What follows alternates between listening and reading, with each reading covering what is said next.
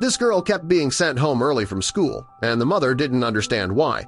The final straw was when her daughter arrived home early for the 12th time and the mother decided to act. However, her actions would lead to discovering who the principal was, leaving her speechless and with more questions. But before we start, smash the like button and make sure to subscribe if you haven't, and hit that notification bell so that you won't miss any new stories. Diana was working at home like usual when she looked out her window and sighed. On the sidewalk before her house stood her daughter, Sophia. Diana stood up from her desk and walked to the front door to welcome her daughter home. What was she doing home so early? But deep down, she already knew. "Hello, sweetie," Diana said as she opened the door. "What are you doing here?" But her question was answered when Sophia handed her a note, and her initial thoughts were confirmed. Her daughter had been sent home, and it wasn't the first time. This was now the 12th time it happened. Her daughter would arrive home early with a note written by Principal D.F. At first, the reasons seemed believable. Sophia wasn't feeling well, or the teacher got sick, but after a while, they changed, and now they were getting out of hand.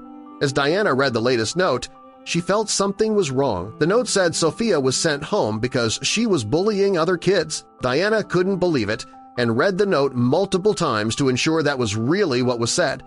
She looked from the note to Sophia and shook her head. Her daughter wouldn't do something like that. What was going on? The whole situation was weird, but until now, her daughter has always confirmed why she was sent home. Did she really bully someone? It was hard for Diana to believe, so she confronted her daughter. "Darling, did you bully someone at school?" she asked, but Sophia's response caught her off guard. The young girl looked at her mother and shook her head.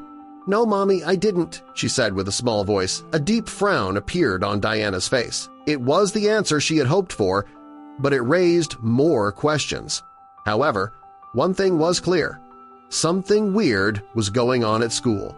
The reasons became increasingly unbelievable, and the fact that Sophia now contradicted the latest note she had been given was the final straw for Diana. This had been going on for far too long, and she needed to figure out what was going on. She needed to confront a superior, and not just any superior, no.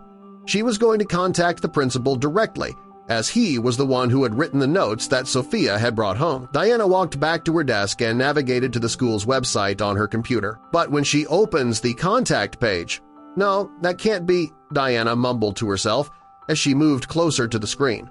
Derek Foster was listed as the principal on the school's website. "Principal D.F. is Mr. Foster?" she muttered, disbelief drenching her voice. Her daughter's principal was her former biology teacher and favorite teacher. Her mind started racing. Diana loved having Mr. Foster as a teacher, and she liked to think they had a strong bond since he was always so nice to her. It greatly confused her that someone she liked was sending her daughter home so frequently. Didn't he know Sophia was her daughter? What was going on?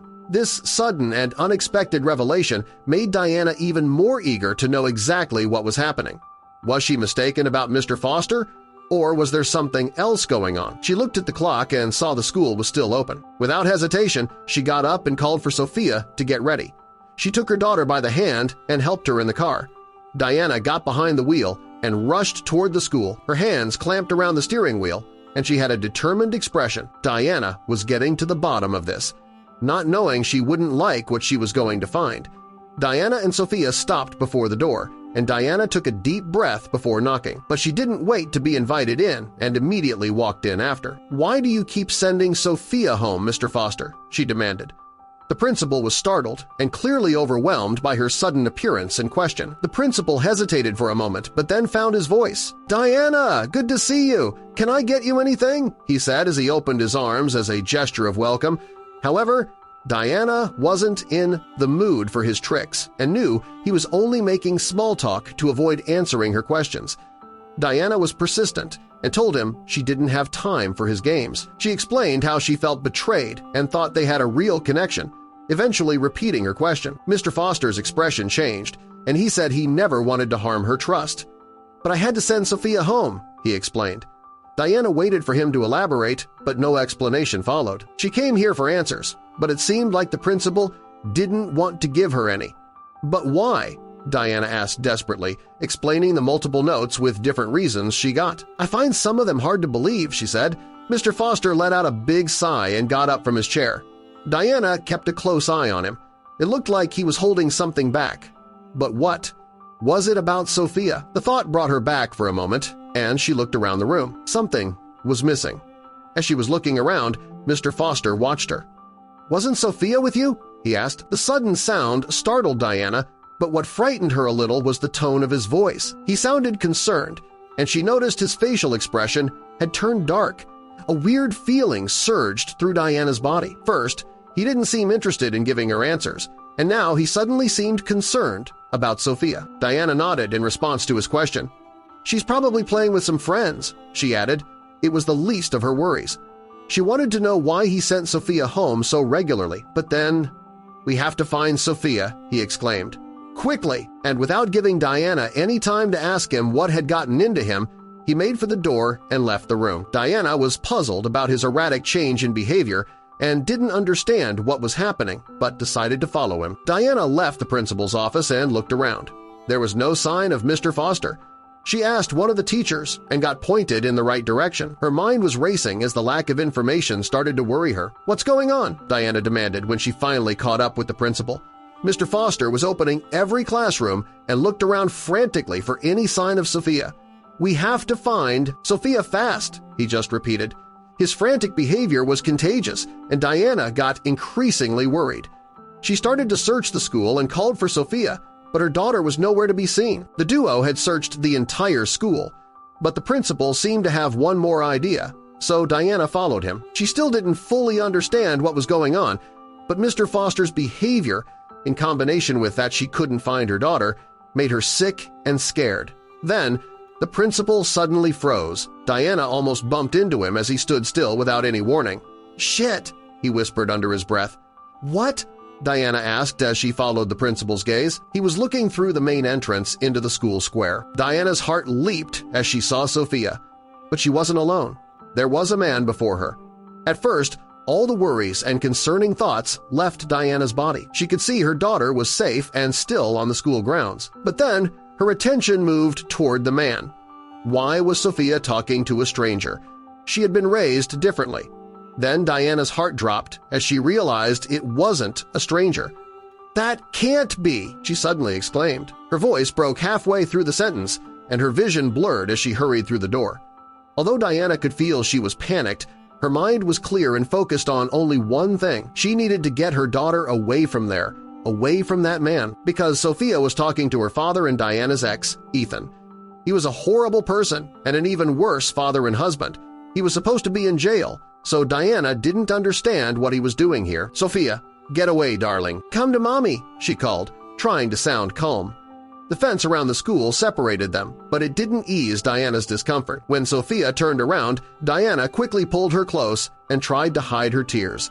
Then Ethan spoke. "I want to see my daughter," he said firmly. His words hit Diana like a knife to the chest. She ushered Sophia toward the school, then faced Ethan. "You can't," she said, her voice trembling with uncertainty. Before he could respond, she turned away and caught up to her daughter, who was now standing by Mr. Foster at the entrance. He gave her a sympathetic look and asked them to follow him into his office. Once inside, Diana finally broke down. The shock of seeing Ethan again was too much. Her thoughts spiraled. "Why is he here? How can he be here?" she muttered, peeking through the blinds and sobbing at the sight of Ethan still outside. "I know," Mr. Foster said with a sigh, surprising Diana. She wiped her tears, confused. What did he mean? How did he know? "What do you mean?" she asked, desperate for answers. Since she arrived, questions piled up, but she got none. Mr. Foster took a deep breath. He explained that he'd known both her and Ethan since their school days. After becoming principal, he learned about their divorce and Ethan's downfall. He'd heard troubling rumors about Ethan's activities and didn't trust his sudden appearance at the school, so he decided to step in without alerting Diana, not wanting to cause her more stress. Since Ethan's first visit, Mr. Foster had been watching over Sophia. "First time?" Diana asked, shaken. The principal nodded. "He came by often. Each time, I sent Sophia home early."